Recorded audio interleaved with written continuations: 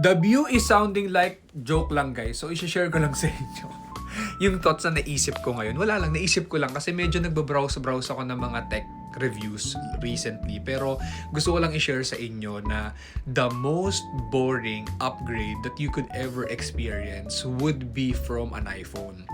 Bakit ko to sinasabi? I am not against Apple product, pero the reason why I'm telling you guys na it's the most boring one, it is because sa sobrang seamless and ganda ng paglilipat ng transfer or pagta-transfer ng file mo from your old iPhone to your new iPhone.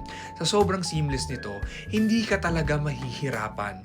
Like literal na ang experience mo is transferring your old file from your old iPhone to your new iPhone para ka lang nagpalit ng hardware, if that makes sense. Parang yung files mo nandun pa rin pero iba na yung hardware.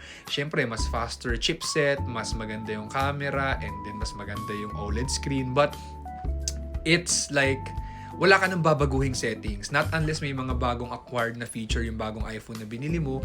Pero sinishare ko to sa inyo, it is because ganun kaganda yung ecosystem ni Apple to a point na hindi ka talaga niya pahihirapan mag-transfer ng files mo from your old iPhone to your new iPhone. I am an Android phone user and lover as well. Pero sobrang seamless talaga nung kay Apple. Like, nung bumili ako ng bagong iPhone, like, isang araw lang or 4 hours lang wala na. Nandun na lahat ng files ko sa new iPhone ko. So, sinishare ko lang to sa inyo. Hindi para magyabang or whatever. Pero gusto ko lang i-share dahil if you're looking for a quality product talaga, Apple is really one of the best that you can get out there.